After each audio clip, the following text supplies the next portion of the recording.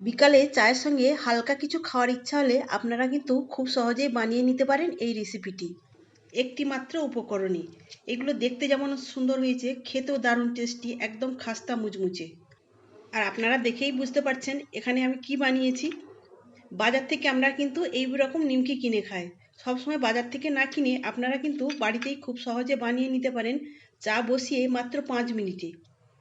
তাছাড়া বেশি পরিমাণে বানিয়ে এয়ারটাইট কোনো কন্টেনারে রেখে আপনারা 1 থেকে 2 মাস পর্যন্ত সংরক্ষণ করেও রেখে খেতে পারেন। আজকে আমি কিভাবে এই কাজু নিমকিটা বানিয়েছি আপনারা ভিডিওটা সম্পূর্ণ দেখতে থাকুন। নমস্কার বন্ধুরা, সর্বাণী রান্নাঘরে আবারও চলে এলাম নতুন একটা রেসিপি নিয়ে।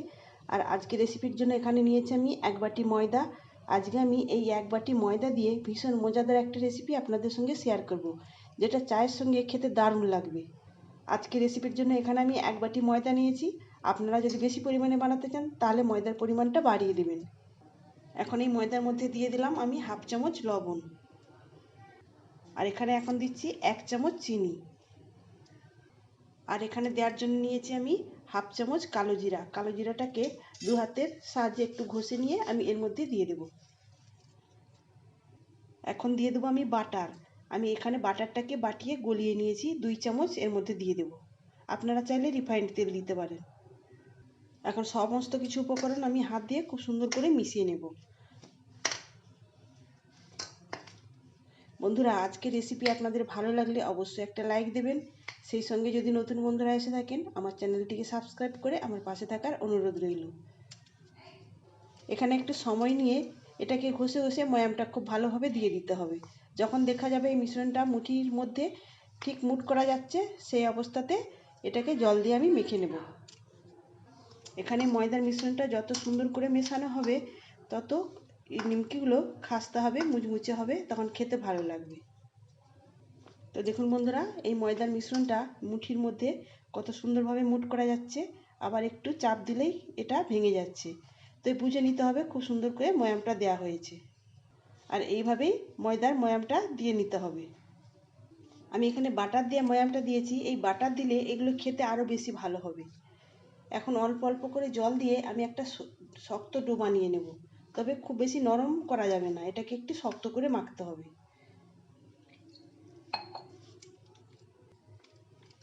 তো দেখুন বন্ধুরা, আমি অল্প অল্প করে জল দিয়ে আমি এই ময়দাটাকে মেখে নিয়েছি।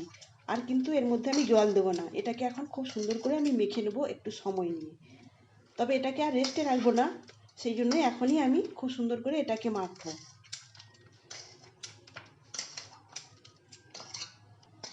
আমি এর মধ্যে দানা চিনি দিয়েছি, এইভাবে মাখতে মাখতেই চিনিটা কিন্তু মেল্ট হয়ে যাবে। আপনারা চাইলে কিন্তু গুঁড়ো করা চিনিও দিতে পারেন। সেই জন্যই আমি এখন এটাকে একটু সময় নিয়ে মাখবো, যেহেতু আমি এখানে দানা চিনি দিয়েছি। আর এখানে দেখুন বন্ধুরা, এখানে ডোটা এইভাবে শক্ত করেই মেখে নিতে হবে। এটা আমি খুব সুন্দর করে আবারও মেখে নিয়েছি। এখন এই ডোটা থেকে আর লেচি কাটবো না, এটাই একটা বড় করে রুটি বেলে নেব। তবে আমি এখানে আর ময়দা বা আটা ছড়িয়ে বেলবো না, এমনি এটাকে বেলে নেব। আর এটাকে একটু মোটা করে বেলতে হবে। আপনাদের সুবিধার্থে আপনারা কিন্তু ময়দা বা আটা ছড়িয়ে এটাকে বেলে নিতে পারেন। আমার কিন্তু এমনি বেলে নিচ্ছি, তাতে কিন্তু অসুবিধা হচ্ছে না।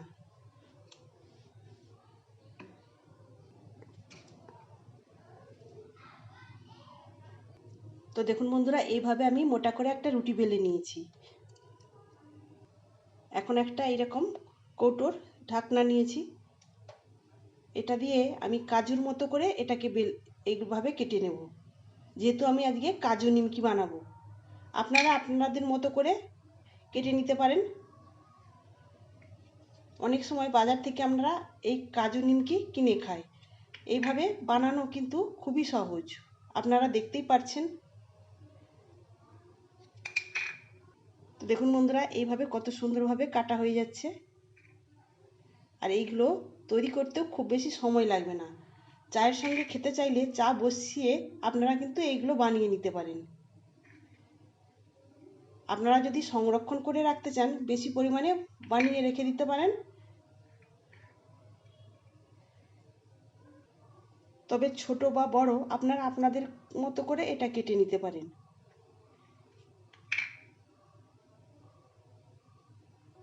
এখানে দেখতেই পাচ্ছেন বন্ধুরা, মাত্র 1 বাটি ময়দা দিয়ে আমি অনেকগুলোই এখানে কাজু নিমকির জন্য কেটে নিয়েছি, আবার এখনও কাটতে বাকি রয়েছে।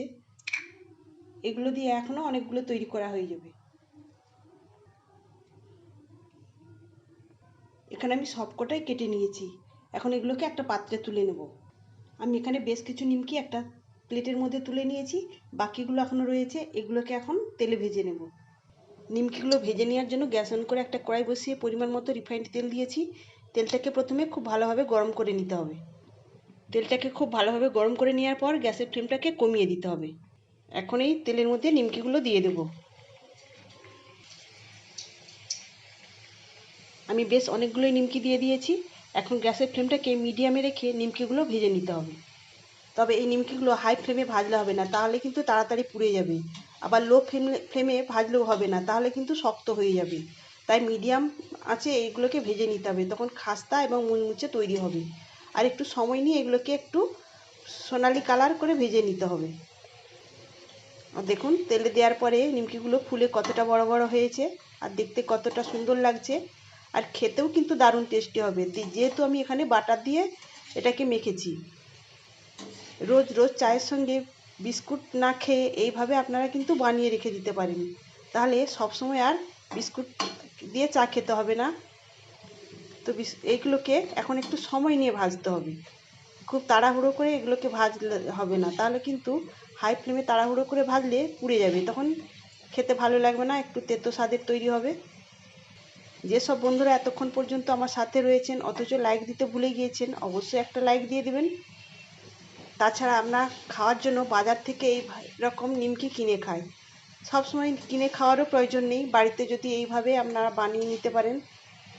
আর আপনারা তো দেখতেই পেলেন, বিশেষ কিছু উপকরণ দিতে হবে না, বাড়িতে থাকা সমস্ত কিছু উপকরণ দিয়েই আপনারা বানিয়ে নিতে পারেন।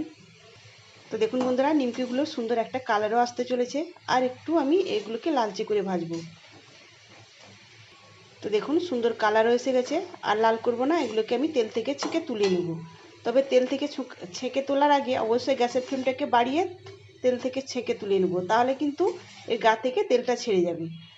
এগুলো আমি তেল থেকে ছেঁকে তুলে নিয়েছি, আর দেখুন দেখতে কতটা সুন্দর আর কতটা লোভনীয় হয়েছে। বাকিগুলো একই রকমভাবে ভেজে নেব। এখানে আমি সব নিমকিগুলোই ভেজে তুলে নিয়েছি, আর এখানে নিমকিগুলো দেখুন দেখতে কতটা সুন্দর হয়েছে। আর হাত দিয়ে একটা ভেঙে দেখিয়ে দিচ্ছি কতটা সুন্দর আর কতটা মুচমুচে হয়েছে। এগুলো কিন্তু গরম অবস্থায় একটু নরম থাকবে, ঠান্ডা হয়ে গেলে একদম মুচমুচে খাস্তা হবে, আর খেতেও দারুণ টেস্টি হয়েছে। এইভাবে বেশি পরিমাণে নিমকি বানিয়ে কোনো এয়ারটাইট কন্টেনারে রেখে আপনারা কিন্তু 1 থেকে 2 মাস পর্যন্ত নিশ্চিন্তে খেতে পারবেন, যদি বেশি পরিমাণে বানিয়ে রাখেন। তাহলে বন্ধুরা আপনারা অবশ্যই এইভাবে একবার বানিয়ে দেখবেন। আর আজকের রেসিপি আপনাদের কেমন লাগলো অবশ্যই কমেন্ট করে জানাবেন। তাহলে আজকের মতো আসি, সবাই ভালো থাকবেন, সুস্থ থাকবেন, ধন্যবাদ।